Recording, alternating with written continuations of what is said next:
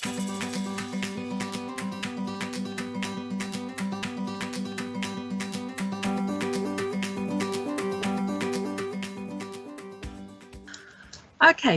so I think we're probably going to get ready to start very soon. So to introduce myself again to anyone who wasn't here at the beginning, so my name is Zoe Thorne. I'm the head of content here at LanguageNut. I'm also a former French and German teacher, and today I'm really excited to present to you my colleague Elaine Gelder, who is incredibly experienced. She's got over 32 years experience as a teacher. She has taught everything from nursery to A-level and beyond. She's been a head of department, she's an advanced skills teacher, specialist leader of education, trainer, writer, examiner, everything, director of Very Big Trust as well. I don't know what she hasn't done, so she's got absolutely buckets of experience to share with you. And she's going to be talking today about managing an MFL department or faculty, but also specifically of lockdown. So I'm going to be passing over to her now. Okay, thank you, Zoe. Okay, welcome to everyone. One of the things that I certainly haven't done until the last 12 months is to manage an MFL department during lockdown. That's something that everybody's finding quite challenging at the moment. So tonight, obviously, as Zoe said, we're dealing with people from all over the world in the primary and secondary sector. So obviously, it's important that we have tailored this tonight to make sure that everybody can get something from this session, and obviously take back to your scenarios in your own schools and hopefully learn something and add something from tomorrow, if not from today. Obviously, some staff are working on their own in isolation in very small schools. We might have some very big departments, and I know we've got some quite large departments. If you're teaching English as a second language, you may be joining us here. You might have 20 or 25 staff in your department. So my session tonight is really just about how we can together as an MFL community come together and do lots of things that will support each other, but also how here we can support you here at LanguageNut. Zoe, can you move on to the next slide for me, please? So we asked you before the session tonight to fill in a short survey based upon the challenges that you've faced. And as Zoe said in the initial introduction there, lots of these challenges have been highlighted as being very high up on your list of issues that you're having to deal with. And so tonight we're going to hopefully touch on some of these directly or indirectly throughout the actual 45-50 minutes that we're going to be deliver this. And after this session, this will be available on the LanguageNut website under the MFL SOS Matters webinar up on the top right hand corner, and you can download the presentation in the next sort of few hours, or maybe tomorrow. It depends how quickly we can get that uploaded. So please do that and encourage people that you know to download it as well, because they may well find it useful. Okay, Zoe, can you move on to the next slide for me, please? So this is our main focus tonight. What makes a successful leader, really, of your department or your faculty or your area, whatever you are in, and also to be able to look at that and impose a pandemic on it, really, because nobody would have thought this would happen 12 months ago. Today is when the actual pandemic was spotted in China. I was just watching earlier on the news how it started in Wuhan and what it looked like then and what it looks like today. So if we could cast our minds back 12 months, it would be in a very different position to what we are today. So the things we're going to look at are some of the very tried and tested ideas and protocols that I've just been using with a couple of colleagues who I've just been working with last year in the previous job I was doing as a senior director for a big academy chain across the north of England. And obviously we had to deal with some extremely challenging circumstances, and as Zoe said, move very quickly. So some of these ideas tonight are taken from a previous role and working with previous colleagues. Obviously, as your head of department, you are, I think, from all the roles I've had in school, is one of the, if not the most challenging role in school, because you are pushed from above by your senior leadership team or whoever is line managing you, and then you're pushed from below by your students and the parents and carers of your students. So it's very difficult. You're sort of kind of in the middle, and you are very sandwiched and very squashed. So if we move on to the next slide, Zoe, please. Thank you. So what makes a successful leader? If you look through any documentation for a job that you may well be applying for, you will notice that all of these competencies will be in there somewhere. They might be in a different wording, they might be in a different order, but certainly these are the most important things that you will be asked to do as a successful leader of MFL, or indeed of any sort of department or cluster of departments, or even a school, you could say, if you were moving towards that and that was an aspiration of yours. So obviously we are in a lockdown situation at the moment in the UK, and I know some schools and colleagues across other countries in the world will be in partial lockdown. You may be having to go into school and teach full classes, but still deal with children who are remotely isolating due to being poorly or to having been in contact with someone who has got symptoms. So we are dealing with lots of different scenarios this evening and lots of different ideas that could be hopefully taken on in whatever position you find yourself. And obviously we've used these headings here a little bit later on, if not at the very end of the presentation. I'll give you an idea about, if you think towards your career moving forward, how you can actually move and take this list of competencies out of a pandemic situation, and obviously look beyond to what you could develop as a successful middle leader of languages or a head of faculty. Okay, move on to the next slide for me, Zoe. I think this might well become this might have come from me having taught for most of my career in England, certainly, but I've always been very mindful of the fact that when you move into a position of responsibility, you always need to ask yourself the following question: what value are you actually adding to your institution, whatever that institution may be, and how can you evidence that impact? Because you need to be able to show that kind of evidence. I remember on numerous occasions when I was working alongside Ofsted inspectors looking at schools in the UK and dealing with having to grade teachers a few years ago. It's not that long since you were graded as a teacher. That I always used to say to a member of staff, what can you see your children progressing on here? What evidence have you got to show me? And I think that is an important thing to show. If you can see something and you can show what you're doing, you can show the impact, then you can actually see what value you yourself are adding to your institution. Okay, and also encourage members of your team and your staff that you're looking after to have this as their mantra, or to have this as their value, and move forward with that in mind. Okay, thank you, Zoe. The next slide. This slide I'm not going to dwell too long on because it's easy to read through, and if you look at the video later on or you take some screenshots or whatever you're doing, this is just the possible evidence that you can have. And I've always been a big believer in having a kind of readiness file for any meetings that you have with your senior leaders, whether you need to meet with governors, whether you need to meet with someone outside the school, whether it be an Ofsted inspector or a person coming from your local education authority who would come, or someone if you're in a big trust, if you're over in East Asia, you may be part of a big trust, you may well have to justify what you're doing and be able to show what you're doing to quality assure your department.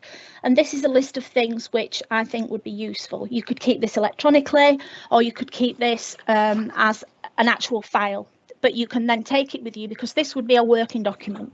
No file is complete and rubber stamped for any department. You are constantly evolving and constantly developing. So therefore you need to make sure that whatever you're saving is easily editable. Okay, thank you, Zoe. Would you move forward, please? Okay, so we're going to first of all look at the first of our 9 competencies, and we're looking at leading and supervising. And I think you need to remember that you must focus on what you control, what you can control, and not what you can control. For your own health, really, you mustn't try and invent a scenario that's not actually happening. Just stick to what's in front of you for this particular time. Nobody's going to come back and challenge you on that if you can justify this was within my control and this is what I can work on. One thing that is really important though is to make sure that you maybe look at your content that you're actually delivering during this time, and say, is it actually fit for the students within your own setting? Is it fit for the purpose of what you need? And maybe you need to reduce some of the content of your schemes of learning rather than trying to fit everything into one massive chunk of time. Maybe you need to think about the quality over the quantity, because this will enable you then to actually focus, as I've mentioned in the third bullet point, and I call it the minimum critical learning. And the minimum critical learning is what you need your children to know. If you think about your end goal, have your end goal in mind, whatever that is it a piece of writing? Is it a presentation? Is it a part of some oral work that your students are doing? Always have that in mind and work backwards. It's a little bit like when you're teaching, and having worked with many trainee teachers and newly qualified teachers and teachers in their first 2 or 3 years of teaching, I've always said to them, what is your goal, what you want your children to learn, and work backwards from that, because that will enable you then to see the bigger picture and to see where you need to put the most important focus on vocabulary and structures. And make sure everybody knows what's to be taught and what the outcomes are for the block of teaching time. It may well be something that you have a meeting on Teams or on Zoom, however you're doing that in your schools at the moment, and you talk this through with your staff, maybe for after half term, if you're still in this situation, or whatever you need to do to make sure that you are teaching the minimum critical learning. Your students need to be able to know what they're learning, how they're going to understand it, how they apply it, and how they're going to demonstrate it. In other words, how you're going to test it or show that that learning has been achieved. Okay, thank you, Zoe.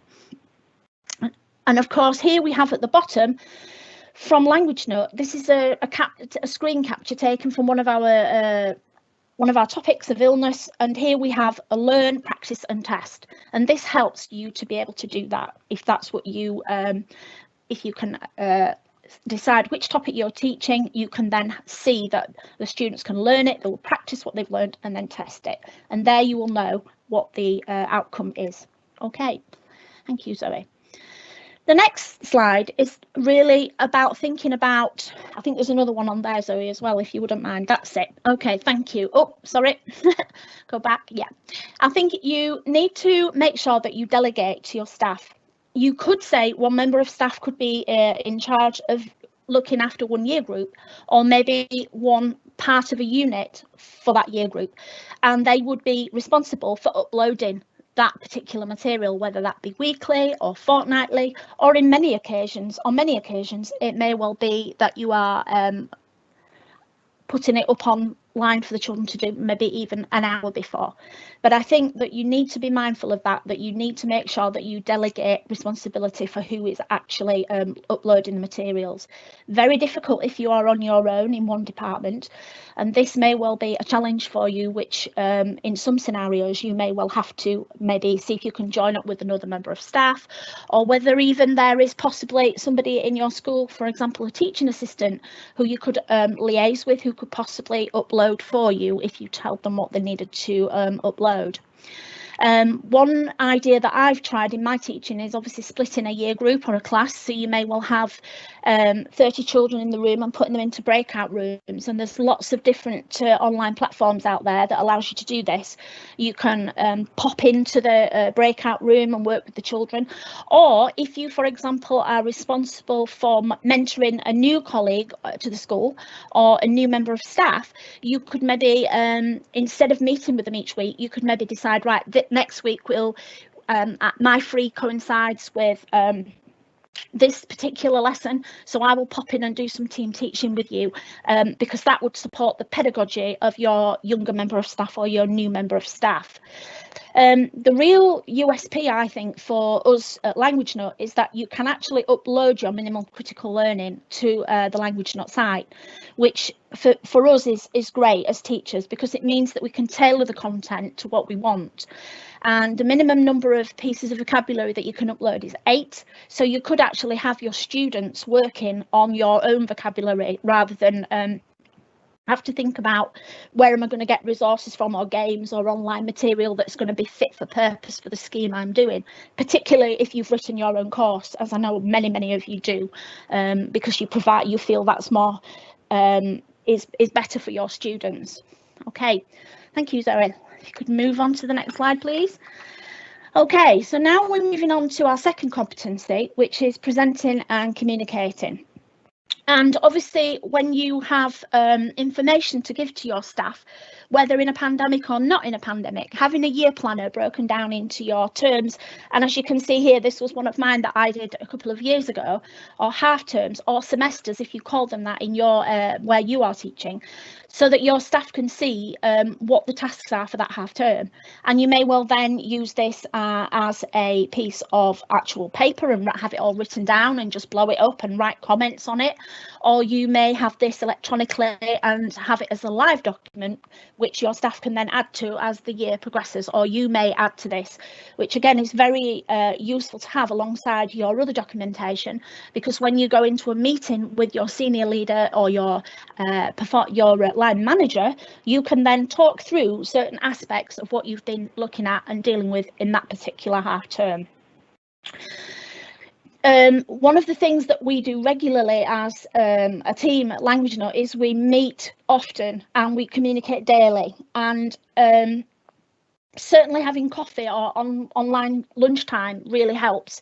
Not necessarily talking about schoolwork, but just the normal banter that would happen in the day-to-day work of a classroom teacher, whether that be in a workroom or a very rarely these days in full staff rooms, because they have now disappeared in many modern schools, or maybe just popping into each other's classrooms. So having that coffee time, lunchtime contact is crucial in today's situation, when you maybe can't go and speak to people as freely as you would in a normal situation. A WhatsApp group as well, if your staff are happy to share their mobiles, and I'm sure that happens in every department, where you can share issues whilst you're live teaching, even send little emojis and find out how it's going on. But also, I think communicating to students and to parents as well, how well they are getting on with their classroom work in their lessons is absolutely vital. So being able to award certificates and prizes, and again, if you're in a school, you may have these big screens that you can show how children are getting on.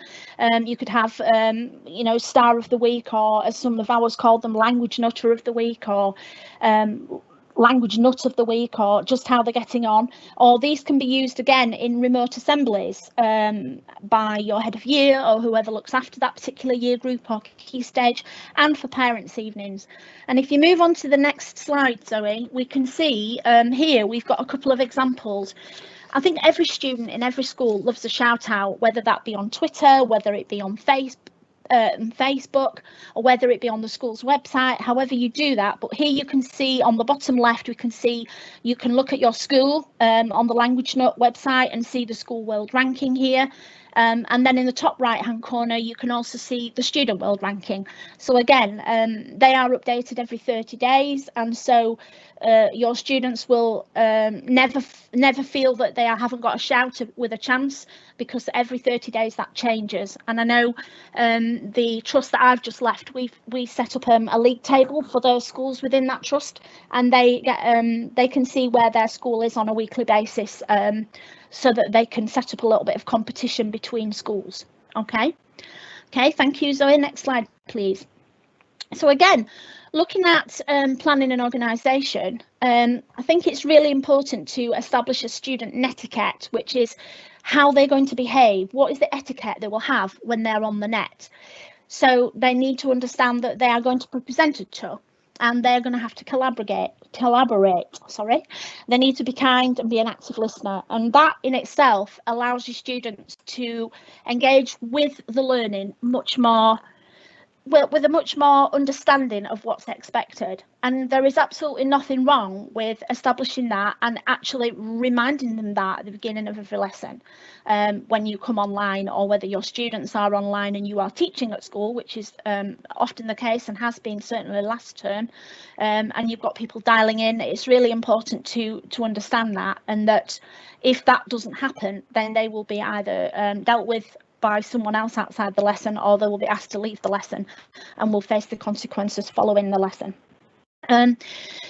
We all know, certainly from colleagues I've been speaking to in the last sort of 6 weeks, in the last sort of 4 weeks, sorry, and even last term, how difficult it is for students and staff to sit in front of a computer, and your teams will be finding this quite tricky if you're sitting there for 6-7 hours a day. So your students are going to be the same. They will become screened out. So an opportunity to allow your pupils to go and send work in a different guise, whether it be photographing it and sending it in, or creating a poster, or any of the other suggestions that are there, or I'm sure you've got loads of those suggestions you can think of, would allow you to build up a portfolio of work. And then should you be asked at a later stage, what is your evidence of the work that you did during the pandemic, you can pull up this and say, this is what we did. We showed it, and show a differentiation, a plethora of differentiated materials that your students have done, and the outcomes are here. And that, again, will just kind of give that little bit of motivation to some students who are getting a little bit screened out of sitting in front of a computer all day.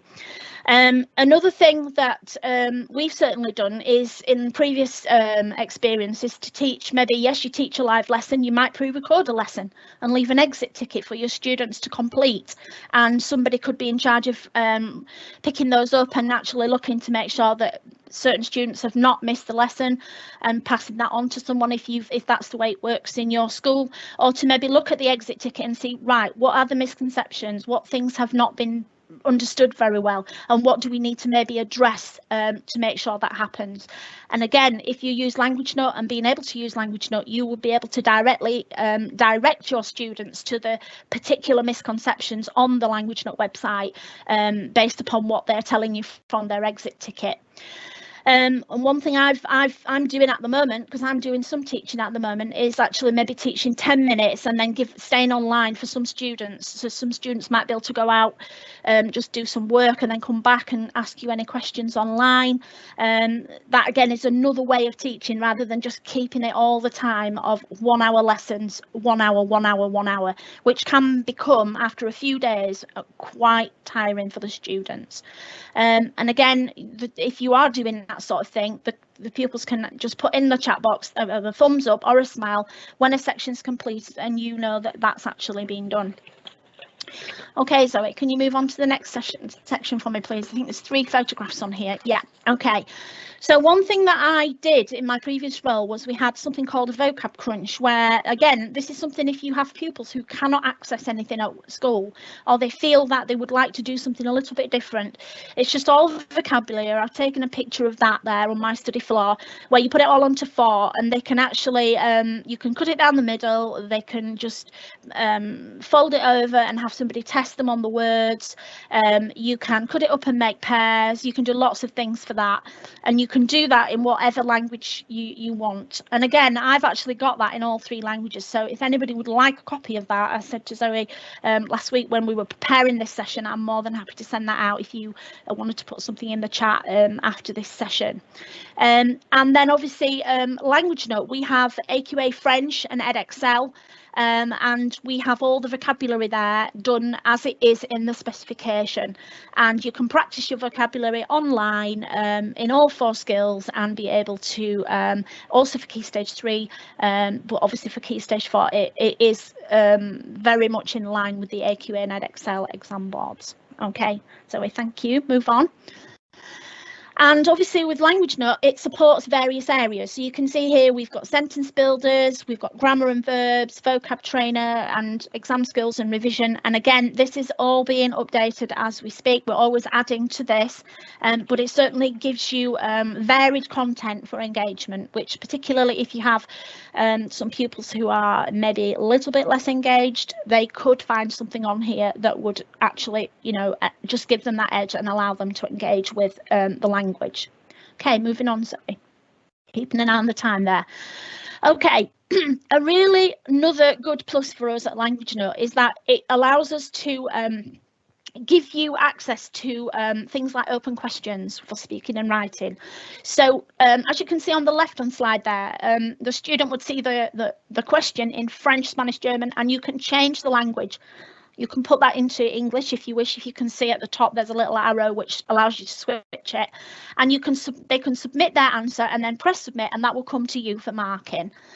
And the same way there on the middle slide, we have photo cards for the speaking. And again, the students will have a timer that will give them 1 minute to count down, and they can prepare it. And then straight away, they will be able to record it and submit it. And on the right hand side there, you can see that is how the clock timer comes down. What do you normally watch in TV? You start the timer and then you actually press to record, and it will send that to you to be able to mark it. Okay. Thank you, Zoe. The next slide. Okay. This one again shows us here on the right hand side. It allows us to see where you can leave your verbal or written feedback to your students. So again, you're not having to sit there writing loads of things. You can just record your feedback, and you can then build up a big bank of evidence for your pupils. And we're running a session next Monday on how to record evidence and keep a tag on things given the situation now. And obviously if you work in England, the Ofsted consultation came out on Friday to see what's going to happen, so it's very much up in the air. But it doesn't actually matter where you're teaching, you still need to be able to demonstrate to whoever the powers that be what material you've got to show where your students are at this moment in time.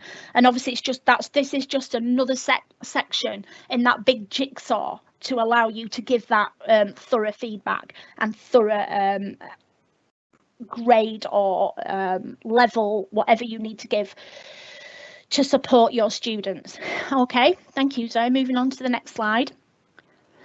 And flipped learning is something, again, which is very good for students if you who have a short attention span, and we all know those students. Also very good for if you're teaching in a class that is with various levels of students in there. So if you can imagine, you could actually create smaller classes within your class and say to a class, I want you to work on this vocabulary before the lesson of 20 minutes. And that would allow students who are maybe more able to look at the vocabulary and pick it up, or students who are less able, who you feel having sight of the vocab before you teach them would be better. But you could build this into the lesson time. And again, you can tailor it to what you want your students to learn. So you could have a mixed ability class of maybe 15 students who are higher level and maybe 10 who are lower. So you would have their students doing foundation and higher, and you could change the vocabulary within that 1 hour slot. This would then allow students who you taught in the first 20 minutes to go away and practice or reinforce or extend, and then vice versa with students who you had in the second half of that slot. And then you may well want to come back for the last 20 minutes and ask them to remind you what they have learned, or to question each other. You can target your questioning even though you've got 2 groups in there, or even 3 groups if you wanted to make it 10-minute slots, or you could put them into breakout rooms for the last 20 minutes if that's what you preferred, or for the last whatever section of the lesson, because there will be staff on here tonight who have 90-minute lessons, or even a blocked morning, as I've come across in one school at the beginning of last week, where they're having 3 hours of lessons in one particular language. This again lends itself very well to that. And the big plus for us at Language Note is that we have voice recognition software which gives feedback on the students' pronunciation, which again is absolutely crucial and takes some of the time away from you. Okay, thank you, Zoe. If you could move on to the next slide. Our next competency is analysis, and this again is a massive area, and I think this is where you really need to think about how you're going to present your data. You need to establish a database for sure, but during that database you need to think, what should it be on, who should use it, and how should it be used? And it should stimulate meaningful questions here. There are schools that constantly, as I've always said, weigh the pig, and they are data rich and information poor, and they absolutely do nothing with the information that's in these data spreadsheets.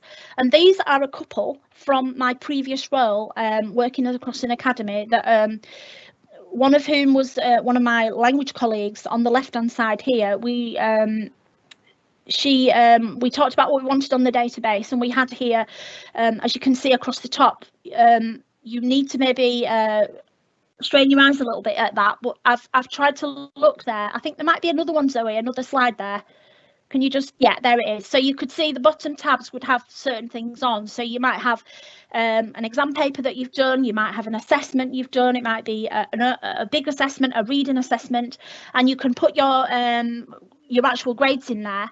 And then my advice to you, and Zoe and I were talking about this last week, is to find out who the IT person in your school is, or your trust, or whoever, or someone you may know out of school, who could support you with writing some formula here. But as well as that, there are so many of these on the Facebook forums nowadays that you could probably get hold of one if you just trawl through the files that have been uploaded there and just put a help out on Twitter, and somebody will be able to help you with this, and it should be able to pull through everything and give you an average grade as to where your student is. And then on the right hand side there you can see this was something that again is very much pertinent to England, where you would see your student, your pupil progress, whether they're pupil premium, whether what their key stage 2 score was, and obviously the teacher, and then obviously the target grade and the prediction, and then that would give them the pupil progress. So that would give you their progress in line with what their key stage 2 data was. And that again is something that as a trust we used very, very well. We used to call them RAG meetings, for red, amber, green, and each child would be discussed in detail. But again, I can't take the credit for producing these two resources, that they are part of a discussion that I was involved in on both levels. And so, you know, I wanted to share those with you tonight, that these are very, very good exemplars of how to track and analyse progress within your department. OK, thank you, Zoe. If you could move on. Again, at Language Note, how we can help you with this is to be able to show you that the progress over the 4 skills. You can see at the top right hand side there, that's taken from a student on one of our demo sites, and you can see there how the student is progressing along the skills. Obviously, the sentence building and verbs are additional activities that we provide at Language Note, but certainly you can see there a really good overarching idea of where that student is in terms of their skill areas. You can also see on the left hand side the amount of, as you can see there, you can track using groups or students, and you can see the actual cumulative progress that child has made, and also engagement. So again, that is useful for heads of year to have. You can pull that through, and a head of year would be able to see and track which students were engaging, which students needed phone calls home, for the positive and for the kick up the bottom thing. In other words, are students doing really well? Give them a praise phone call home, and obviously if not, then you do the same as well, or a text home, or an email, or even send a little postcard or something in an envelope, just as a letter. You may have those to do. And one thing I used to do, and still always would advocate doing as head of department, is never send out anything positive in a normal situation the week before half term, because if you send out something positive to a child the week before half term, when they go home they think it's great, but then they have half term and they come back on the Monday or Tuesday after half term and they've forgotten about all the praise you've given them. So they start doing the things that maybe they shouldn't be doing. Whereas if you start off on a positive foot and send the material home, the praise home, on the first Monday or Tuesday of that first week back after half term, then you've got the student will suddenly engage and think, I'm doing really well in my languages, so I'm going to keep that up for the rest of this half term. And it's a real boost motivator for all students, particularly those who are more truculent and tricky to engage. OK, thank you, Zoe. If you can move on. Again, one thing which we have at Language Note is we have some online moderation materials that are already, online materials and pre-made assignments that are already there.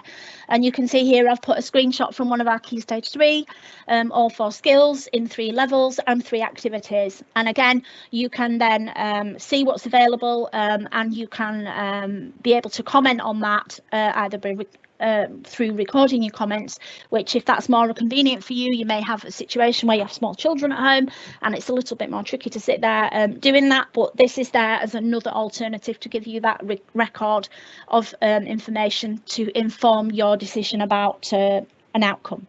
Okay, so if you'd move back on, please. Our 5th competency is working with people.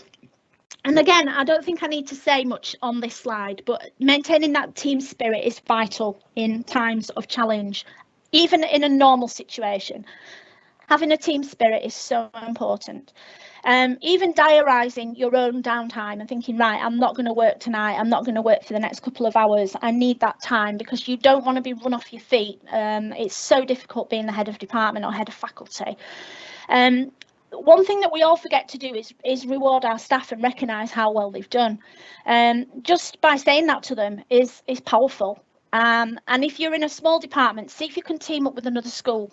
And in times of now, I know that any big trust will more than welcome you with open arms if you are a one-man band and you need some support. There is a really good Facebook group called the Moderation Matters, which will be, I think, after the next 2 weeks consultation, certainly in England, will be vital for support with moderating material. But even in the times of non-COVID and when we do have exams, that is a useful a useful group to be part of. Another thing that is difficult, I know from experience myself, is having been micromanaged in a previous job, and probably to some extent have done it myself in a couple of scenarios. I think it's really important to let go. Make sure that the member of staff that you've asked to do something knows the outcome and the timescale. Make sure they understand what that situation is, and obviously be able to ask if they're not sure partway through. But the how doesn't really matter. Of how they get to it doesn't really matter. It's the letting go, I think, is key. And obviously being very open with your staff. Openness is being able to say what you think and say how you feel about things is really vital. And when you're in doubt, always step back and think, right, what am I doing? Is it really in the best interest of my child, of the children in my care, and also of my staff? Okay, thank you, Zoe. We move on to the next slide. I think coping with pressures and setbacks is very difficult. We all, at the best of times, try and keep from getting upset, but obviously we are all in such a different stages of lockdown now, partial, full, half, maybe not even a lockdown at all. Maybe we're lucky and we're in there all the time. But handling criticism can sometimes be difficult. And I think if you're going to, if you see something like you get a text comes through or an email comes through, you really need to think, right, do I need to fire back at that straight away, or do I need to sit and think about it? And sometimes it's very difficult to do that. And I know colleagues and myself, I've done it myself, where I've sent emails or texts, and really you just need to sit back a little bit. And one of the things that I've always said to staff when I've been doing training on questioning is, when you ask a child a question, just say in your head 1, 2, 3, 4, got to wait a little more, and do that when you're thinking about emails. Just pause a little bit, or pause a little bit before you say something to someone, and just think about that. If you feel that by saying something you're gonna upset someone, or something's gonna come back to bite you. Obviously the balance of work life, but try not to be a super person. One thing I've found, I must admit, looking on all the Facebook sites, and I've been on a lot of webinars in the last sort of 8 months, I've looked at people and I thought, blooming heck, how do you find time to be able to do all this? And yes, some people are just naturally whizzo at tech and crack on and do it, but you can't do everything. And I think you shouldn't feel guilty about what you can and you can't do, and don't beat yourself up about it either, because that will just lead to things whirring around in your mind and you're waking up in the middle of the night. Trying to reflect on 3 positives every day if you can, if it's possible, and even with your students, if you have form time with them at the end of the day or in the morning, trying to reflect on 3 positives that have happened, even if it's in their own lives rather than school lives. And don't be worried if you revert to the resources that are already produced, which again, if you're in the UK or you're not, you can still access Vocab Academy lessons, and NSELP, which if you don't know of it as a language teacher, is free. And just Google it and you'll find lots of resources on there for year 7 and 8. Okay, thank you, Zoe. If you move on to the next slide, I'm just checking the time. I think we're going to be okay for time. Coping with pressures and setbacks. Wait until you actually know what's happening. Don't try and guesstimate or make extra work for you and your colleagues, because there's always someone out there who'll jump on the bandwagon and say, right, we've got to do this, but it can have such consequences for you as a person and for you, your staff. So try and sort of sit back a little bit and hold back a little bit in the blocks like a runner would. Obviously a runner wouldn't, they'd be straight out of the blocks, but just try and think, I'm just going to hang on a little bit. And again, and I won't apologise for this, because I know that we've got a lot of English teachers here tonight, but certainly in England, sorry, the Ofqual consultation and the review your remote education has just come out, and obviously language note, we did a very quick document last week, and if you look at the right hand side screenshot there, you'll see that if you have to try and justify your curriculum to your senior leadership team, then you can look on our you can get this document from us, because we've taken it apart and we've looked at the statements and we've aligned it to how Language Note are working. So if you've got the opportunity to do that, Language Note is a really good site to offer to use. Okay, moving on, Zoe, please. Thank you. And again, working very productively, here at Language Note, you can set assignments in advance, and we do have pre-made assignments, but you can also set them in advance. And you can also see at the bottom that you can see when they're completed, you can track what they've done and the percentage, and they get a medal, whether it's bronze, silver or gold. But also on the very right hand side, you can see that it is repeatable. So if you wanted a student to repeat that, you could ask them to do it, could set that as a pre-repeatable task. But there's also a little envelope there, which means that you can message students individually if your students haven't done the assignment. Okay, moving on, Zoe, please. Thank you. So again, we're tapping into the strengths of our staff. Don't be frightened to ask some of your new and younger staff if they think that they're much more savvy with certain things. They can probably support you as a department, and that's a great thing that they could do. They could, if they're a newly qualified teacher and they have to or a trainee teacher, and they have to fill a section of their portfolio in how they've done it. That could be useful to say they've supported the department in this, and it's a really good piece of evidence against the teacher standards. And again, anybody who's looking to move on, maybe from head of department to another role in your future, again, if you've done something like that, being able to justify it and say this is what I've done is really, really good. Okay, again, there's lots of free webinars out there, lots of feedback on social media groups, and certainly in a head of department, if I was being a head of department at the moment and I had maybe 3 in my department, I would ask someone to keep an eye on Twitter, someone to keep an eye on Facebook, maybe some groups, and someone maybe to have a look on Instagram, or maybe the ALL or something like that out there. One thing that I've done is I've recorded some mini clips from lessons, and I've used them as discussion with some staff. I've had a conversation this morning with a member of staff. I recorded a little bit of a lesson just before Christmas, and we looked at how to teach the past tense in German, and I sort of shared some ideas with her this morning, and she's then going to do some recording of her session, and then we're going to have a look at it in a week or so and look at how it's gone. Again, if you can access your staff's lessons, you could ask to be part of the Teams or Google Classroom and just drop in. If you have to, in your school, they say, right, you need to watch lessons, you need to ask, you know, you need to come up with your how quality assure your department. Then obviously, if you've got a good relationship with your staff, and I'm sure you will have because you'll have built that up over the time that you've been there, then dropping in on lessons without resentment is really important. It's only the same as going into someone's classroom. I know that lots of schools have stopped this at this moment because they think it's a little bit big brotherish to drop in on lessons, but some schools haven't. So it's just another thing, another suggestion there for you to do.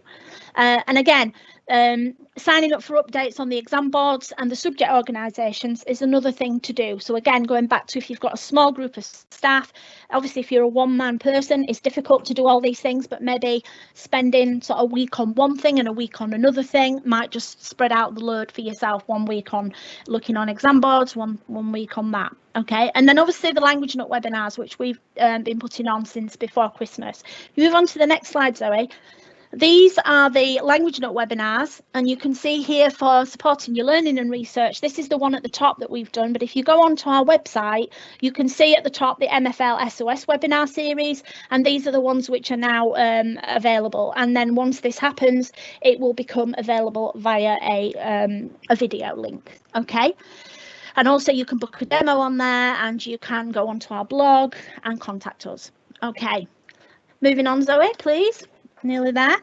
And adapting and responding to change is, again, shortening the lesson time and following up with independent activities to do your reinforcement, your consolidation, extending, and looking at any misconceptions that you feel you may have in the lesson, using the grammar and the verbs, which again are regularly visited, and we updating as we're going at the moment, and we will constantly be doing that and have done for many months before I joined at Christmas. Basically, you can use the lesson time and give your students some work to be working on while you're dealing with some issues from another child or maybe group of children. Okay, Zoe, if you'd like to move on. Thank you. This is emergency cover and remote lessons. I'm not going to go through this. This is just there for you to look at your leisure. It's something there that we put together from a previous webinar, and I wanted to include it in this to be able to say that it's there if you were to need it in terms of what could you do if you had to organise emergency cover. Okay, move on to the next slide, please, Zoe. Okay, so relating and networking is our next slide. So obviously student voice is something which we all sort of get get asked to do at certain times. Being able to create a Microsoft or a Google form, you can do that much easier now than you can before. When I used to do this at one of my previous schools, we did it online, and we used to ask students to fill it in as a homework. Well, you could actually ask students or parents to do this. You could even ask them what they would like to have in their lessons. So, for example, if there's something they've really enjoyed or something they've done in another lesson that maybe they would like to have a go at, for example, an escape room, which is something that I was doing well, literally just before Christmas with a class, and they obviously wanted to do it, and they asked again if they could in a follow-up lesson. So getting their opinions and getting their voice on things like that is really important. And going forward, after this situation is finished, a good way of getting student voice is to capture it on Microsoft and Google Forms, because obviously we will have learned lots of things in this era that we're in now. Obviously the networks, well, I've put the social media groups there, the main ones really for anyone to access wherever you are in the world, and obviously keeping your humour and make sure that you don't lose sight of that, being warm and approachable, but still remaining professional, is to have that balance with your staff in your department. Okay, thank you, Zoe. And then this is where we come up to our strengths, our 9 competencies. And obviously here on the right hand side, I always really like to think, right, we always like to be in the comfort zone of everything, and I think that's where we all want to be, in our comfort zones at the moment. So it is very difficult to get out into that stretch zone, and I think at this moment in time nobody can turn around and say, why are you not in your stretch zone?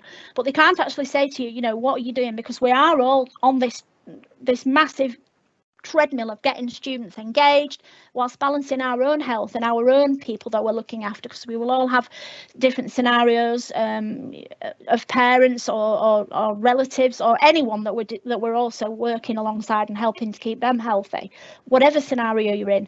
Moving out into that panic zone at this particular time is not something which any of us would relish, and I think you would be very brave if you did move out into that panic zone with any of these competencies. Okay, but it's just there to show you where most of us, I think, are sitting with these things that we have to do as a head of department, a head of faculty, and a lead for languages. Okay, Zoe, thank you. Move on to the next one. I think going forward, it's really important to evaluate your own strengths and areas to work on. And this really, for me, is a 9-week programme. We've run this session several times before, not like this obviously for Language Note, because I've only just started working with Language Note, but obviously working with middle leaders and working with staff who are in charge of a subject. These are very much bespoke training packages that can be put in place for anybody who would like to work on them. But again, if you look on the right here, we've got the wheel of teaching, and this is where you've got I think if you think of a teacher, those are all the aspects of a teaching wheel, really. And I think if you can imagine that each of those have got their own spokes within them, it's basically thinking, where are the missed opportunities for the marginal gains? So what can I do to improve in my competencies that will allow me as a classroom teacher to still be functioning as a classroom teacher, but also to be a really good example of a head of department, to lead by example, to get my hands dirty and to make a successful to make it a success. Okay, so now we're on to the last slide, Zoe, and this is again, if you wanted to get any information from tonight's webinar, there's my email, elaine@languagenut.com, and Daniel, who can't join us tonight because he's on another training, and he deals with a lot of our he does a lot of our demos and things, so again his email is there, and obviously Zoe, who's running this session tonight. Okay, so with that, I hope you found some of that useful and I'll hand back to Zoe now, who I'm sure we've got about 7 minutes left, Zoe, if we've got any questions in the chat or anything that Zoe wants to say to round up the session. Thank you. Great, thanks very much, Elaine. That was really informative as always, and definitely lots and lots of ideas there, which I think people can use. I'm getting lots of really great feedback through, which is really lovely. Right. A couple of very small bits which I can answer straight away is people have asked about your wonderful Vocab Crunch. Yeah. So what I would say to everybody is if you could actually email Elaine on this email address, and then she'll be able to contact you. I think, is that okay, Elaine? Yeah, that's absolutely fine, no problem. I think it's easier if they do that rather than trying to collect that in. So that's absolutely fine. I've also had another thing through from somebody asking about our NQT webinar, which is in 2 weeks' time, and asking if this is okay for people who don't use LanguageNut, because the school doesn't currently use LanguageNut. There's all of our webinars, so if it's okay, I'll jump in on this. All of our webinars are available for, it doesn't matter if you're a LanguageNut just subscriber or not, because we try to have a mix of tips that will help you, even if you don't use LanguageNut, and if you do. Obviously, we've tried. A company which has got a lot of teachers working for it, we've tried as much as possible to make a product which is useful for teachers, because we know the problems we faced when we were teaching, but also there are other solutions that we're going to be using, and particularly with the NQT sessions we're going to be looking at some sort of non-digital resources as well, and other resources that aren't LanguageNut. So yeah, absolutely, please do feel free to join us and ask your NQTs to join us, or your new teachers if you're not in the UK as well, it doesn't have to be NQT. That'd be really useful. I've got a couple of questions for you, Elaine. So actually I've had about 3 or 4 people asking very similar questions, saying that they are being put under a lot of pressure from their senior leadership or from parents, particularly, I know a couple of them said they're at independent schools, to put on live lessons. They're expected to follow timetable exactly, and they're finding this absolutely exhausting. Do you have any tips for how they can deal with that, how they can talk to senior leadership or parents, and how they could try to manage that? Yeah, I think for that, if you've got a situation where you're having to teach 6 hours of teaching of live lessons, you will be absolutely exhausted and it will be burnt out very quickly. We're still very much only in the beginning of the 3rd week after Christmas of this situation, because I think certainly from my experiences in the first lockdown, we were still getting to grips with a lot of the technology, and it would be extremely difficult for me to say that we were doing the live lessons in the first lockdown, because we weren't. We had a few maybe. If they want you to remain as fresh as you are in the 3rd week as you might be in the 6th week, then maybe a conversation with the other heads of department that are in your school to try and come up with a consensus that you will address this with your senior leadership team. Also try to ensure that you are maybe, even if you are online, setting your students some work where they have to maybe work for 10-15 minutes, which just gives you that 15-minute break just to sit back and grab a coffee or go to the toilet. And also sometimes I would ask them to maybe give them, I don't know, say 6 or 7 phrases, and ask them to think of some ways in which they can learn these phrases, and collate those phrases and then send them out to the students the next lesson. And then when you're teaching the lesson, say, right, we're going to try this activity today. So, for example, we're going to try doing this by look, cover, write, check, which is a very known way of doing it. So I'm setting you these 6, 8, 9 phrases, however you want, or piece of vocabulary. I'm going to switch you off to mute for the next 15 minutes. And I now want you to see if you can use look, cover, write, check and see how many you can do. And then come back after 15 minutes to be able to do that. But certainly, I mean, you know, from a point of view of that, I think it's important to get the collaboration of your colleagues in your schools to make your senior leadership teams understand how tricky and how much burnout that will lead to, because that's the last thing you need to be going off with, not being able to teach, because that just is going to be a disaster for the school and for your department. Okay. Brilliant. Thank you very much, Elaine. So I think we're going to bring the webinar to an end there because it's just about 5 o'clock and everybody needs a cup of tea right now. Great. So I'd like to say thank you very much to Elaine. This has been brilliant. Again, I'm still getting lots and lots of lovely feedback coming through.